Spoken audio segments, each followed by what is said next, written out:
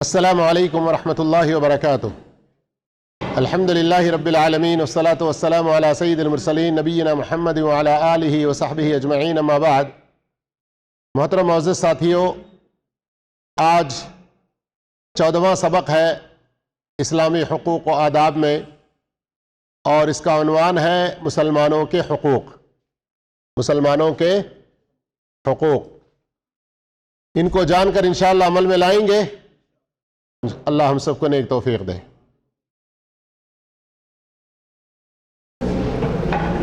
ہر مسلمان دوسرے مسلمان بھائی کے حقوق و آداب جو اس پر واجب ہیں ان کو مانتا ہے اور ان کا اہتمام کرتا ہے اور انہیں ادا کرتا ہے۔ ایک بات یہاں پر سمجھنے کی اور یاد رکھنے کی یہ ہے کہ کئی حقوق ایسے ہیں جو واجب اور فرض کے درجے میں ہیں۔ سمجھ رہے ہیں؟ نہیں کرے تو بھی چلتا، نہیں چلتا، پکڑے جاتے، سزا ہوتی۔ سمجھ رہے ہیں؟ اب ایک مسلمان ان حقوق کو ادا کرتا ہے کس نیت سے، کس جذبے سے؟ فرمایا اس عقیدے کے ساتھ کہ یہ اللہ کی عبادت اور ایسا نیک عمل ہے جس سے اللہ کی قربت وہ چاہتا ہے۔ یعنی ایک مسلمان دوسرے مسلمان کے حقوق کو ادا کرتا ہے۔ میں آپ کے حقوق، آپ میرے حقوق ادا کرتے ہیں ایک مسلمان ہونے کے ناطے، تو یہ بھی عبادت میں، نیکی میں لکھا جائے گا۔ اللہ کے قریب کرنے والے جو اعمال ہیں ان میں سے یہ بھی ایک عظیم عمل ہے۔ اب آئیے، بہت ساری چیزیں ہیں لیکن ایک 10 چیزوں کا یہاں پر ہم مختصر کچھ دلیلوں کے ساتھ ذکر کریں گے۔ نمبر 1، جب ملاقات ہو تو بات کرنے سے پہلے کیا کریں؟ سلام کرے۔ السلام علیکم کہیں گے 10 نیکیاں، السلام علیکم ورحمۃ اللہ کہیں گے، ہاں پورا کریں جملہ، 20 نیکیاں۔ السلام علیکم ورحمۃ اللہ وبرکاتہ کہیں گے تو 30 نیکیاں۔ جب ایک مسلمان دوسرے مسلمان کا آمنا سامنا ہو تو ان میں سے جو پہلے سلام کرے گا وہ اللہ کے زیادہ قریب ہوگا، وہ زیادہ اجر و ثواب حاصل کرے گا۔ اب جب سلام کرے تو سامنے والا جواب میں کیا کہے؟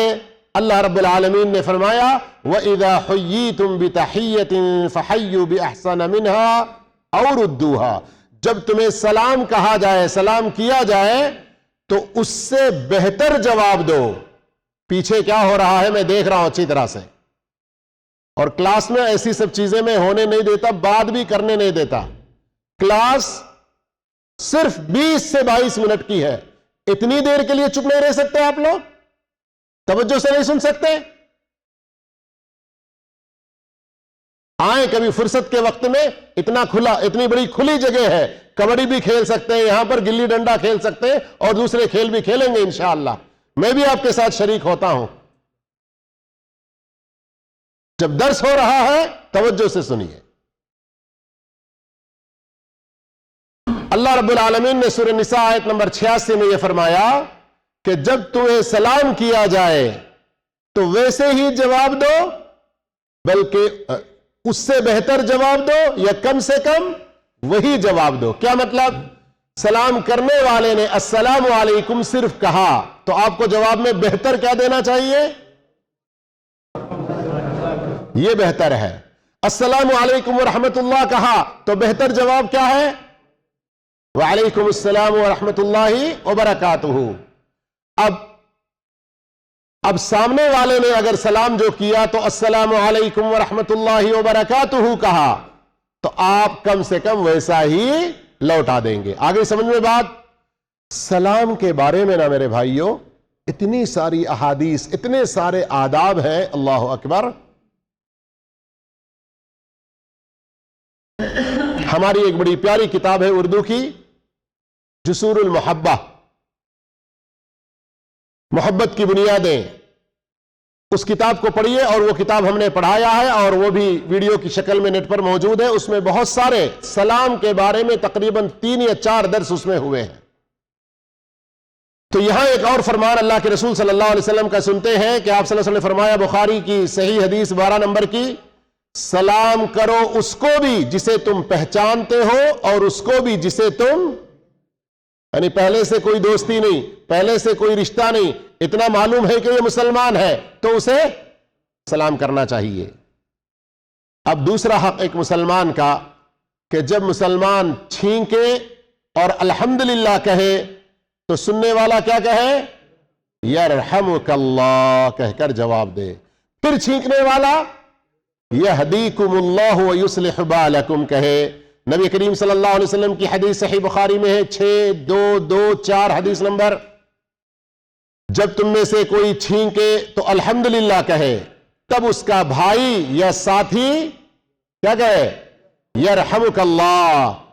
جب وہ یرحمک اللہ کہے تو پھر چھینکنے والا یہدیکم اللہ ویصلح بالکم کہے۔ ایک اور حدیث حضرت ابو ہریرہ رضی اللہ عنہ سے روایت ہے، نبی کریم صلی اللہ علیہ وسلم جب چھینکتے تو کیا کرتے؟ اگر کوئی کپڑا ہوتا تو ایسے آڑ کر لیتے، اپنے کپڑے سے منہ کو ڈھانپنے کی، یا نہ ہوتا تو کم سے کم تاکہ چھینک کے وقت میں جو چھینٹیں اڑتی ہیں وہ کسی دوسرے کو تکلیف نہ دیں، اور جتنا ممکن ہے آواز کم کرنے کی کوشش کرتے۔ ابو داؤد کی صحیح حدیث ہے 5029۔ کتنے حق کے بارے میں جان لیا ہم نے؟ 2۔ نمبر 1 سلام، نمبر 2 چھینک، الحمدللہ یرحمک اللہ یہدیکم اللہ، اس کا جواب۔ نمبر 3 جب وہ بیمار ہو جائے تو اس کی عیادت کرے، اس کی شفایابی کے لیے دعا کرے۔ رسول اللہ صلی اللہ علیہ وسلم نے فرمایا ایک مسلمان کے دوسرے مسلمان پر 5 حق ہیں۔ نمبر 1 سلام کا جواب دینا، نمبر 2 بیمار کی عیادت کرنا، نمبر 3 جنازوں کے ساتھ جانا، نمبر 4 دعوت قبول کرنا، نمبر 6 چھینکنے والے کا جواب دینا۔ اس میں سے ایک بہت اچھا یاد رکھتے ہیں بہت سارے لوگ، دعوت قبول کرنا، بس اللہ ہدایت دے، نہیں باقی 4 چیزیں بھی اچھی طرح یاد رکھیں۔ صحیح بخاری کی حدیث 1240، صحیح مسلم 2162۔ تو یہ تیسرا حق آپ نے جانا، تیسرا ادب جانا، کیا ہے وہ؟ بیمار ہو تو عیادت کرنا۔ نمبر 4 جب وہ مر جائے تو اس کے جنازے کے ساتھ جانا۔ اس کی دلیل بھی اسی حدیث کے اندر آ گئی کہ جنازوں کے ساتھ جانا۔ نمبر 1 سلام کے بارے میں سن لیا، نمبر 2 چھینک اس کا جواب، نمبر 3 بیمار ہو تو عیادت، نمبر 4 مر جائے تو جنازے کے ساتھ جانا۔ تو غور کریں یہاں پر آپ لوگ، اسلام کا رشتہ کتنا مضبوط ہے، زندگی میں بھی ایک دوسرے کے ساتھ واقعی ہے، کوئی ایک مر گیا تو بھی کچھ حقوق زندہ لوگوں پر باقی ہیں اپنے مرے ہوئے مسلمان بھائیوں کے۔ یہ اسلام کا رشتہ سب سے عظیم رشتہ، اس کی اہمیت اور قدر و قیمت کو پہچانیے۔ نمبر 5 اگر آپ کا مسلمان بھائی کسی معاملہ میں قسم کھائے تو اس کو قسم توڑنے سے بچانے کے لیے وہ کام کر دے یا اس میں مدد کر دے جس پر اس نے قسم کھائی ہے، اور اسے قسم توڑنے کی ضرورت نہ پڑے۔ اب قسم کی ایک لمبی بات بھی ہے، قسم کے بارے میں بھی کئی آداب ہیں۔ ہمیں بیکار قسمیں نہیں کھانا چاہیے ہر موقع پر، اور اللہ کے علاوہ دوسروں کے نام کی قسم نہیں کھانا چاہیے۔ لیکن جب کسی اچھی اور جائز چیز کی قسم کھا لے تو ایک مسلمان اب اس کو مشکل ہو رہی ہے اس قسم کو نبھانے میں، تو دوسرے مسلمان بھائی کا فرض کیا ہے؟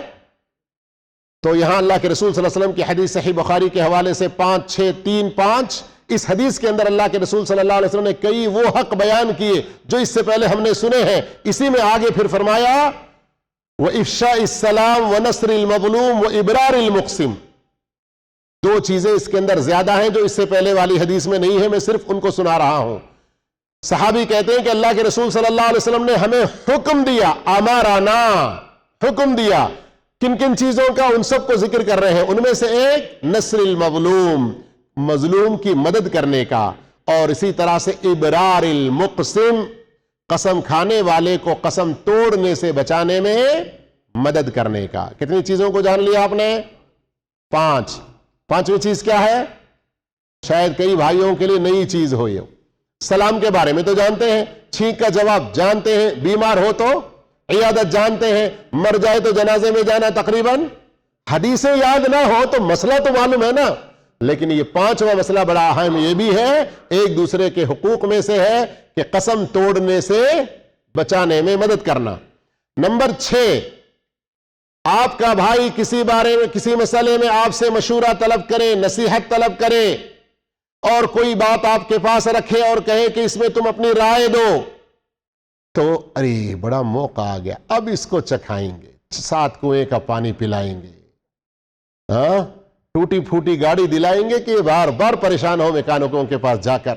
اس طرح کی یہ شیطانی پن نہ ہو۔ جو خیر، جو ثواب وہ جانتا ہے، جو اچھی بات، جو اچھا مشورہ، جو اچھی نصیحت وہ جانتا ہے اس مسئلے میں، وہ اس کو بتانے کی کوشش کرے۔ اللہ اکبر، اللہ اکبر۔ اور یہاں کچھ لوگ تو طاق میں رہتے ہیں، ارے وہ تیرے پاس آ کے کیا بات کر رہا تھا، وہ کچھ بول رہا تھا، دوسرے سے پوچھتے ہیں، اچھا اب پھر دوبارہ آئے نا تو پھر ایسا بولنا اس کو۔ تو یہ پہلے سے ہی پلان کر کے دوسروں کو ایذا پہنچانے، تکلیف پہنچانا، یہ سراسر حرام ہے، سراسر حرام ہے۔ اس بارے میں بھی حدیث صحیح بخاری کی ہے، اذا استنصح احدکم اخاہ فلینصح لہ، جب تم میں سے کوئی اپنے بھائی سے نصیحت طلب کرے تو وہ اپنے بھائی کو اچھی نصیحت کرے۔ کتنی چیزیں جان لی آپ نے؟ 6 چیزیں۔ 5ویں اور 6ٹی کیا ہے؟ 5ویں کیا ہے؟ قسم توڑنے نہ دینا، مدد کرنا اس کی۔ 6ٹی اچھی نصیحت کرنا، اچھا مشورہ دینا۔ نمبر 7، خود اپنے لیے جو پسند کرتا ہے وہی اپنے بھائی کے لیے بھی پسند کرے۔ ایک دوسرے موضوع میں یہ حدیث اس سے پہلے آ چکی ہے، یاد آ رہا ہوگا آپ لوگوں کو، کہ تم میں سے کوئی اس وقت تک مومن نہیں ہو سکتا یہاں تک کہ وہ اپنے بھائی کے لیے وہی پسند کرے جو اپنے لیے پسند کرتا ہے۔ صحیح بخاری اور مسلم کی حدیث ہے۔ اور مسلمانوں کا رشتہ آپس میں چونکہ بہت مضبوط ہے، کس قدر مضبوط؟ جیسے اس پلر کے اندر سیمنٹ، ریت، کنکر سب مل کر اس راڈ میں، سلاخ میں جڑ جائے تبھی یہ مضبوط ہے، اور اس پر کئی چھتیں ڈالی جا سکتی ہے نا۔ مسلمانوں کا رشتہ اس سے بھی مضبوط۔ ذرا غور کیجئے اللہ کے رسول صلی اللہ علیہ وسلم کیسی تشبیہ دے رہے ہیں، اور یہ بھی بخاری مسلم کی حدیث ہے کہ ایک مومن دوسرے مومن کے لیے اس عمارت کی طرح ہے جس کا ایک حصہ دوسرے حصے کو مضبوط کرتا ہے، ایک حصہ دوسرے حصے کو مضبوط کرتا ہے۔ اینٹیں دیکھتے ہیں نا، اگر ایک پر ایک ایسے رکھا جائے تو مضبوطی ہے، یا ایک دوسرے میں اس طرح سے ہے نا؟ تو مسلمانوں کو اس طرح سے جڑ کے مضبوط رہنا چاہیے۔ نمبر 8، بات یاد ہے یہاں پر یہ ایک مسلمان کے دوسرے مسلمان کے حقوق بتائے جا رہے ہیں نا۔ اس سے پہلے ہم پڑوس کے سن چکے اور رشتہ داروں کے سن چکے، اس کے اوپر اولاد، والدین، یعنی جن جن کا درجہ جتنا زیادہ اہم ہے ان کا پہلے ہم نے سن لیا ہے نا۔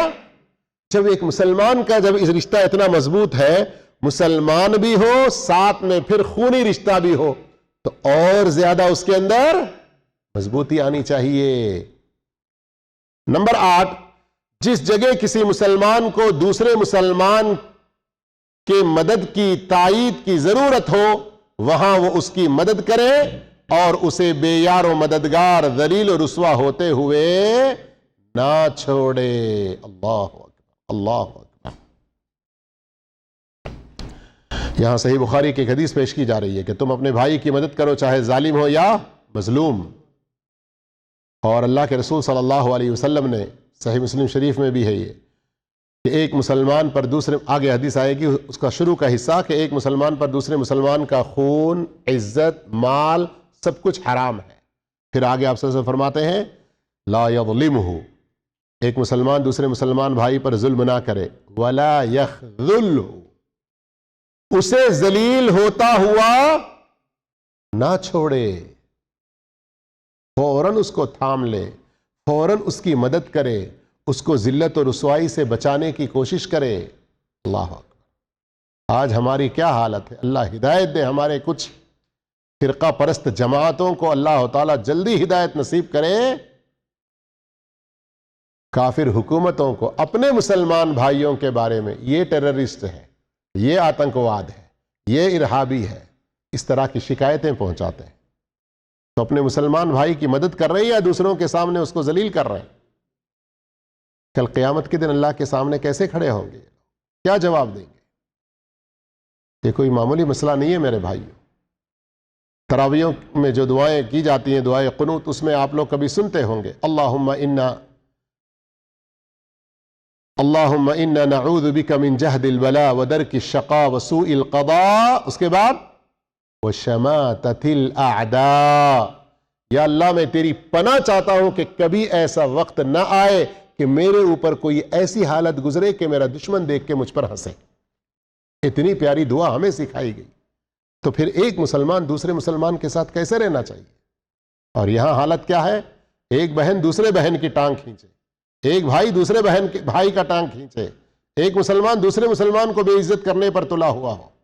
اللہ المستعان، اللہ المستعان۔ ذرا اس کے بعد حدیث جو آ رہی ہے اس پر توجہ فرمائیے۔ اگر آپ کو جہنم سے بچنے کی خواہش ہے تو اپنے مسلمان بھائی کو ذلیل رسوا ہوتے ہوئے نہیں دیکھنا چاہیے۔ وہ حدیث پیش کرنے سے پہلے یہ جو حدیث صحیح بخاری کی آپ نے سنی کہ مدد کرو ظالم کی بھی اور مدد کرو مظلوم کی بھی، تو مظلوم کی مدد کرنا تو جلدی سمجھ میں آ جاتا ہے۔ صحابہ نے پوچھا ظالم کی مدد کیسے کی جائے گی؟ آپ صلی اللہ علیہ وسلم نے فرمایا ظالم جو ظلم کر رہا ہے اس کا ہاتھ پکڑو۔ یہاں یہ ایک تعلیم ہے، تو اب یہاں مطلب صرف ہاتھ ہی پکڑنا نہیں ہے، یعنی اس کو ظلم سے روکنا ہے۔ جس طرح کا وہ ظلم کر رہا ہے اس کے ڈیفنس کے لیے جو بہتر صورت ہو سکتی ہے وہ اختیار کر کے اس کو ظلم کرنے سے روکے۔ جو ظلم کا کام وہ کرے گا یا کرنا لگا، اس کے اور اس ظلم کے کام کے درمیان میں آڑے آ جائے تاکہ اس سے وہ ظلم نہ ہو، کسی دوسرے کو نقصان نہ ہو۔ خاص کر اگر آپس میں مسلمانوں کے درمیان میں لڑائی ہے تو روکنے کی کوشش کرنا یہ اولین فرض ہے۔ فائدہ کیا ہے اس کا؟ سنیے ترمذی کی صحیح حدیث، حدیث نمبر 1931، شیخ البانی رحمہ اللہ نے صحیح قرار دیا، جس شخص نے اپنے بھائی کی عزت کا دفاع کیا، ڈیفنس کیا، اپنے بھائی کی عزت بے عزت ہونے سے اسے بچا لیا، اللہ تعالی قیامت کے دن اس کے چہرے کو جہنم کی آگ سے دور کر دے گا، ہٹا دے گا۔ اللہ اکبر، کتنا بڑا اجر و ثواب ہے، کتنا بڑا اجر و ثواب ہے۔ اب ذرا یہاں سوچیں، ایک آدمی یہ ہے، دوسرا آدمی وہ ہے، ایک تیسرا آدمی یہ ہے۔ یہ تیسرا آدمی دوسرے آدمی کی بے عزتی کر رہا ہے، یہ پہلا آدمی آیا اور درمیان میں آ کر اس کو بے عزت ہونے سے بچا لیا، تو اللہ اس کو، اس نمبر 1 پہلے آدمی کو کیا کرے گا؟ جہنم سے دور رکھے گا۔ اب اگر یہ آدمی جو ذلیل کر رہا ہے، رسوا کر رہا ہے، بے عزت کر رہا ہے، اسے کوئی عذاب نہیں ہوگا؟ بیچ میں آ کر بے عزت ہونے سے بچانے والے کو اللہ جہنم سے دور رکھے گا، تو جو بے عزت کرتا ہے وہ کتنا بڑا گنہگار ہوگا؟ سمجھ میں آ رہی بات نہیں آ رہی؟ نقشہ سامنے آ جائے اچھی طرح سے، اس لیے کبھی پریکٹیکل کچھ اس طرح کی حرکتوں سے میں سمجھانے کی کوشش کرتا ہوں۔ نمبر 9، اپنے مسلم بھائی کو کوئی تکلیف نہ پہنچائے، کسی طرح کی ناپسندیدہ حرکت اس کے ساتھ نہ کرے۔ نبی کریم صلی اللہ علیہ وسلم نے فرمایا ہر مسلمان پر دوسرے مسلمان کا خون، مال، عزت حرام ہے۔ اور اسی طرح سے آپ صلی اللہ علیہ وسلم نے فرمایا، ابو داؤد کی صحیح حدیث، ذرا اس پر توجہ فرمائیں، ہم میں سے بہت سارے لوگ یہ غلطی کرتے ہیں۔ ابھی جو حدیث سنانے جا رہا ہوں میں، لا يحل لمسلم ان يروع مسلما، کسی مسلمان کے لیے حلال نہیں، جائز نہیں کہ وہ دوسرے مسلمان کو خوف زدہ کرے۔ اور ہمارے پاس کیا ہوتا ہے؟ ایک بھائی کچن میں پکا رہا ہے کچھ، دوسرا کسی کام سے آ گیا اور وہ کچن میں اس کے ہاتھ میں چھری ہے، پیاز کاٹ رہا ہے، ایسے ڈراتے ہیں نا۔ ہم کہتے ہیں کہ مذاق ہی ہے، ہم کیا سمجھتے ہیں؟ مذاق ہے۔ گاڑی میں بیٹھے ہوئے ہیں، نکلنا چاہتے ہیں، مسجد کے پاس ہیں، کسی دکان کے سامنے کوئی اپنا ساتھی سامنے سے جا رہا ہے، ذرا ایکسیلیٹر دے دیتے ہیں جیسے اسے ہمیں ایکسیڈنٹ کرنے والے ہوں۔ مقصد کیا ہے یہاں؟ ہم سمجھتے ہیں، ہم کہتے ہیں جوک، لیکن وہ کیا ہو سکتا ہے؟ اس سے اس کا قتل ہو سکتا ہے، خطرہ ہے۔ اور ان خاص کر جو چھری کے بارے میں ہے، صحیح بخاری کی بڑی مشہور حدیث، وہ پڑھتا ہوں تو رونگٹے کھڑے ہو جاتے ہیں۔ آپ صلی اللہ علیہ وسلم یہاں تک فرماتے ہیں تم میں سے کوئی مسلمان کسی دوسرے مسلمان کو کسی تیز دھار آلے سے اشارہ بھی نہ کرے۔ کیا نہ کرے؟ آگے اللہ کے رسول صلی اللہ علیہ وسلم کیا فرماتے ہیں؟ تم میں سے کسی کو کیا پتا کہ اس کا مقصد نہ ہو شیطان اس کے ہاتھ میں سے وہ پھسلا دے، سامنے والے بھائی کو لگ جائے اور اس کی موت ہو جائے۔ اور اسی زلفی کے اندر 2 کیسز ہم دیکھ چکے ہیں، 2 کیس دیکھ چکے ہیں۔ یہی ٹماٹر پیاز ہی کی بات ہے۔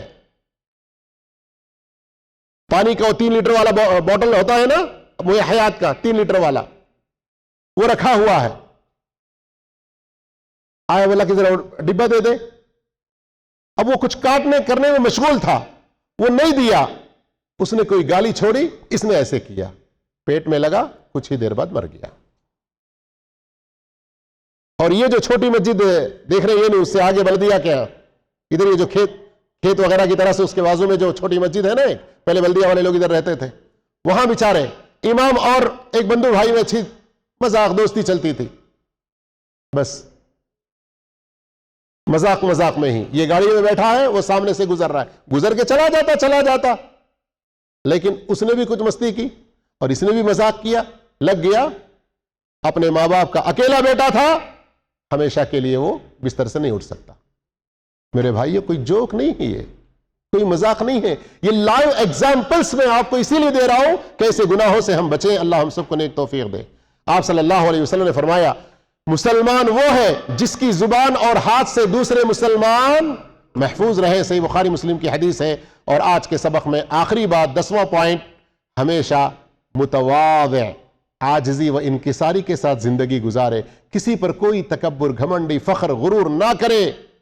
حتیٰ کہ ایک آدمی آ کر پہلے ادھر بیٹھ گیا، پھر کوئی چیز لینے کے لیے کہیں ہٹ گیا، تو پھر دوبارہ آ کر بیٹھنے کا اس کا حق ہے، لیکن ایسا بھی نہ کرے کوئی، ارے مجھے بیٹھنے دے، چلتا اٹھ، کسی کو اس کی جگہ سے اٹھا کے اپنا بڑا۔ کوئی اللہ کی خاطر تواضع اختیار کرے، اللہ تعالیٰ اسے رفعت و بلندی عطا کرتا ہے۔ اور یہ آخری حدیث اور آخری پیرا ہے کہ آپ صلی اللہ علیہ وسلم کے بارے میں یہ بات بہت مشہور ہے کہ آپ صلی اللہ علیہ وسلم ہر ایک کے ساتھ تواضع کے ساتھ رہتے تھے، کسی بیوہ مسکین کے ساتھ چل کر اس کی حاجت پوری کرنے میں کوئی تکبر اور غرور نہیں دکھاتے تھے، اور اپنے بھائی کو کسی جائز جگہ سے اٹھا کر خود بیٹھنے سے آپ صلی اللہ علیہ وسلم منع کرتے ہوئے فرمایا کوئی آدمی دوسرے آدمی کو اس کی جگہ سے اٹھا کر خود نہ بیٹھے، لیکن کیا کرو جب کوئی آدمی آ گیا تو دلوں کے اندر پہلے کشادگی پیدا کرو، ارے چلو اپنا ایک بھائی آیا، ذرا ہٹو یار، تھوڑا سا جگہ بنا دیں گے، اس طرح سے جگہ بنا کر بیٹھنے کی کوشش کرو۔ مسلم شریف کی حدیث ہے۔ اللہ تعالیٰ ان احادیث پر اور ان حقوق کو ادا کرنے کی ہم سب کو نیک توفیق عطا فرمائے۔ وآخر دعوانا الحمدللہ رب العالمین۔